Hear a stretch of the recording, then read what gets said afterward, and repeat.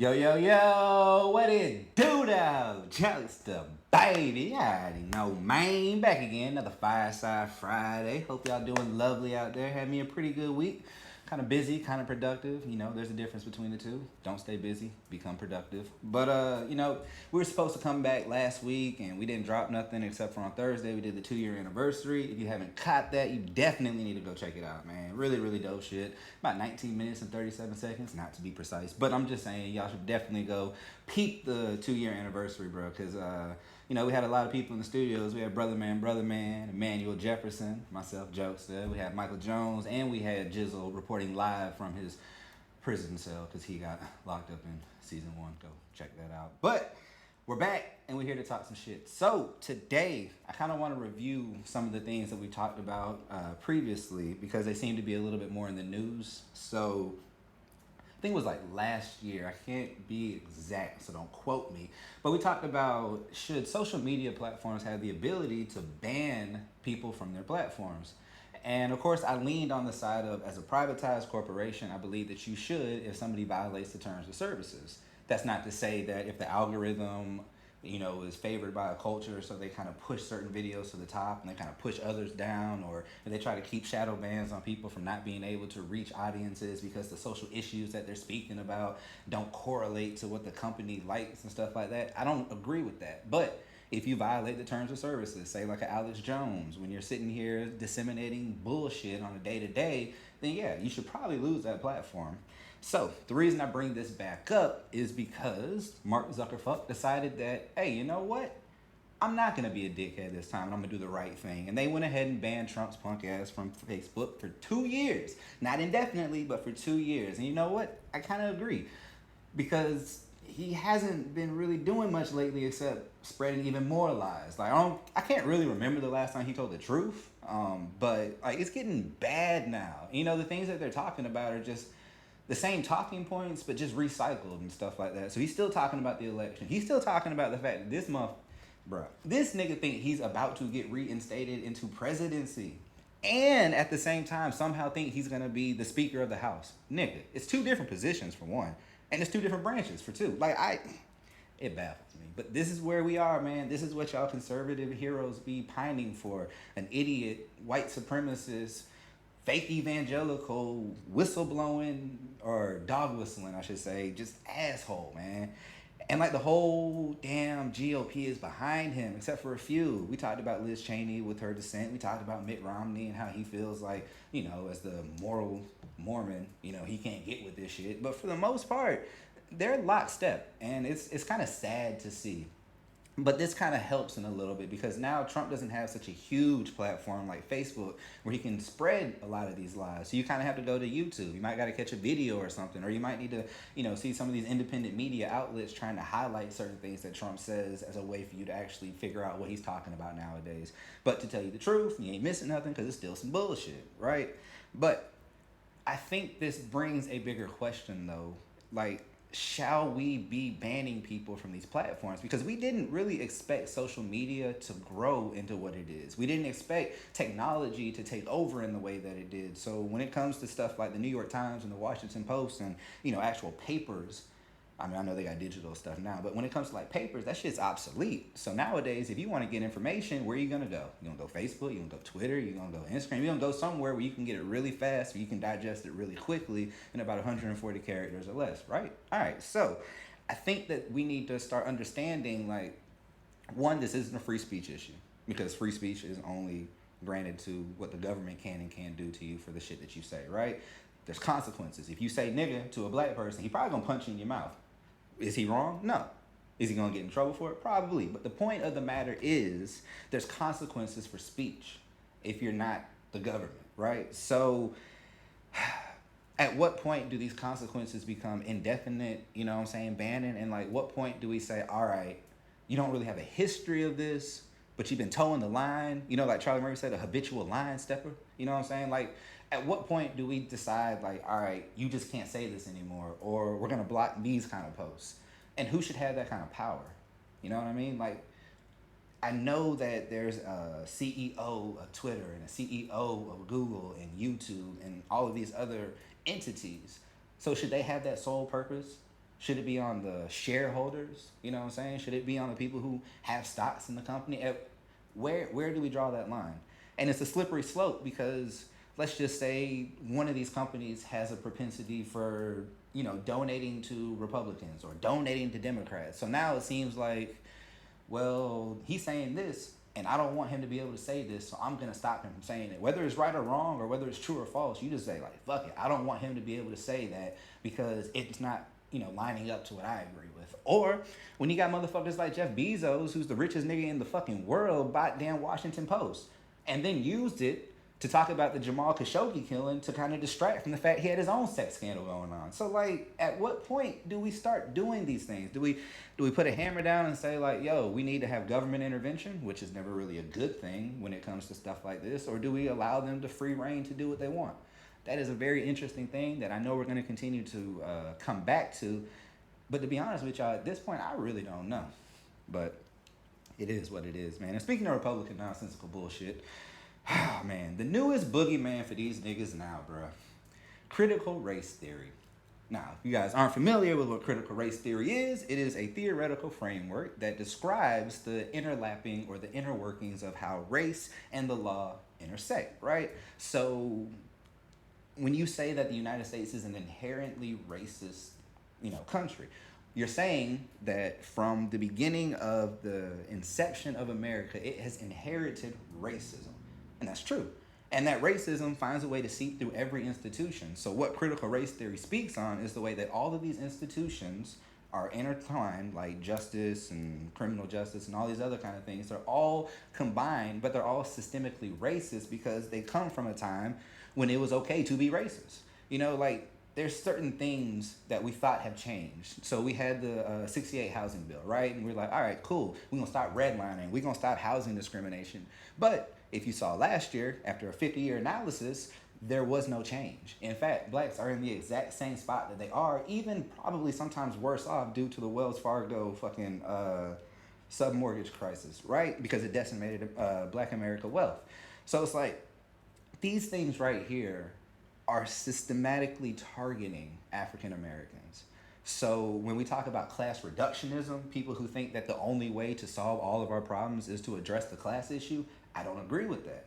Because when you have African American mothers dying at a higher rate while trying to give birth, that doesn't seem like a class issue. That seems like a race issue. When 13% of African Americans make up the United States, but 40% make up motherfucking jail cells, that's not a class issue, my nigga. That's motherfucking racism, right? So stop and frisk predominantly started targeting black and brown individuals. That wasn't a class issue, that was a race issue.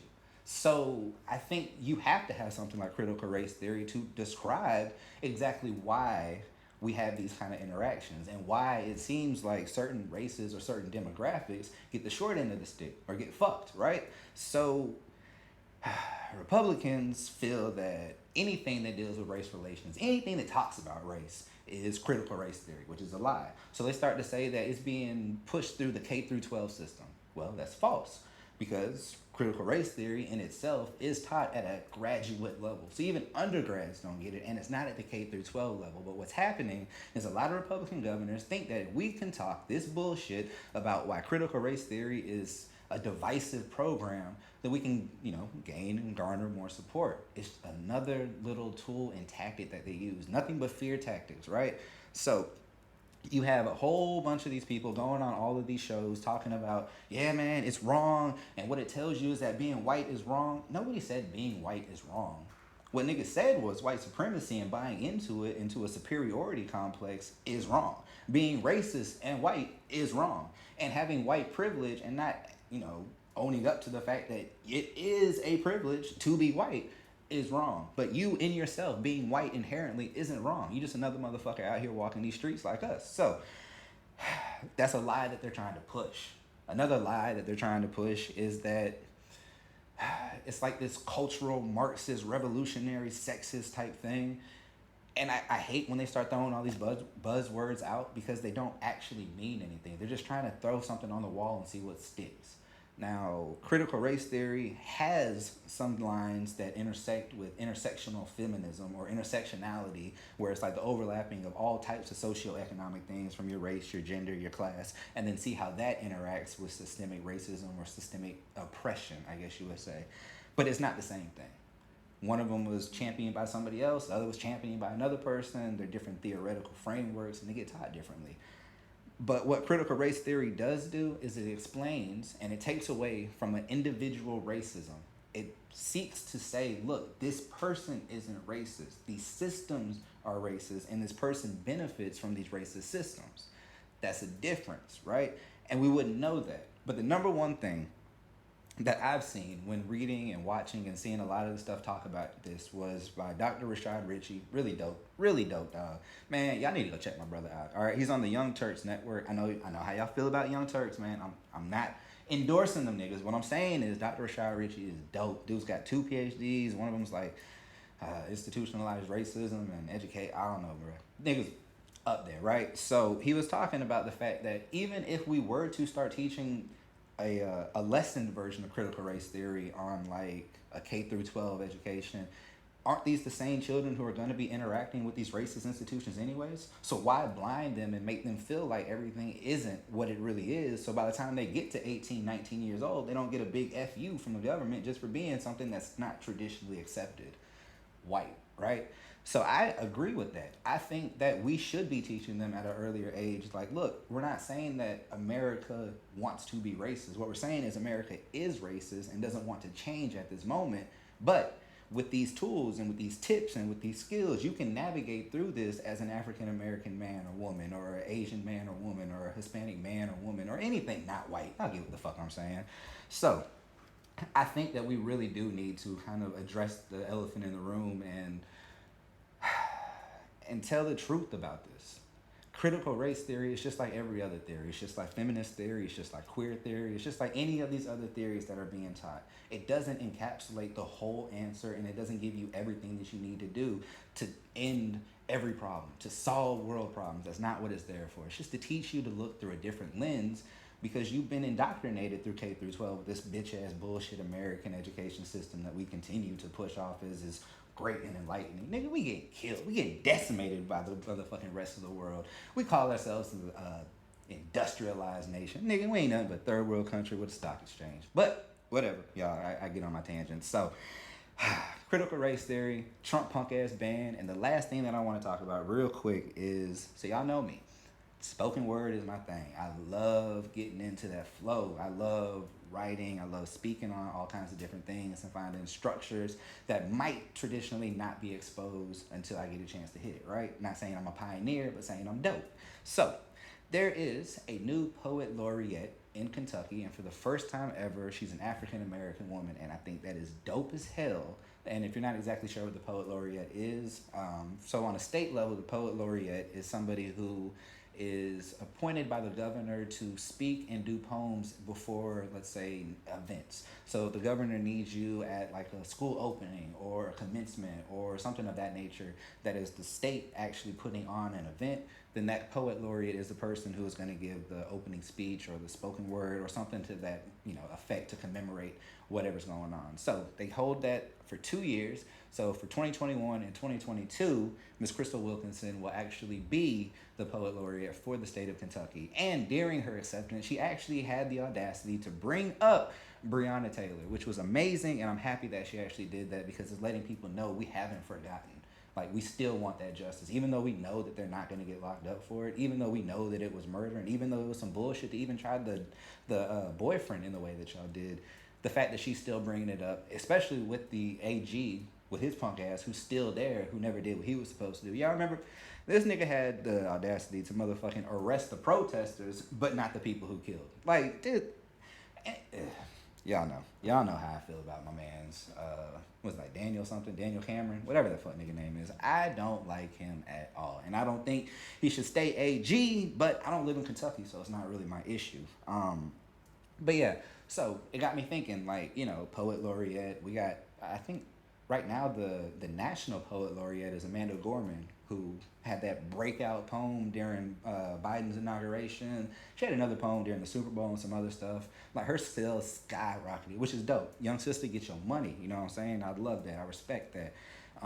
But just the fact that poetry is making a almost like a renaissance, like, comeback. I love that. I love the fact that people are really taking the time to express like just the innermost emotional states of their being and just putting it out there for everybody to see. It's a very vulnerable experience, but it is a very rewarding one. So I would recommend checking out some of her pieces, maybe reading her new book. Well, you can't read it yet. It hasn't came out. It comes out in August. It's called Black Perfect. So definitely check it out. And we will be back soon next week. I am very excited to let y'all know that my dog, Tony B, y'all heard about him. He's a cameraman. He done been on the show with me. We do a lot of things together. He's actually going to be unveiling his new podcast, Open Minded Skeptic. Y'all be on the lookout for it. It is looking amazing. I've been able to see a couple of the clips.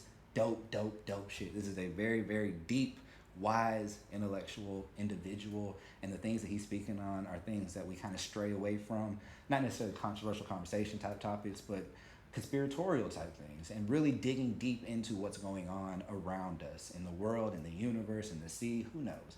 But I implore you guys to be on the lookout for that, and a trailer should be coming soon. But for now, you already know, Jizzle, the motherfucking jokester. I love y'all, and two things. I need y'all to be good, and I need y'all to be great. One love. Jokes the Bay.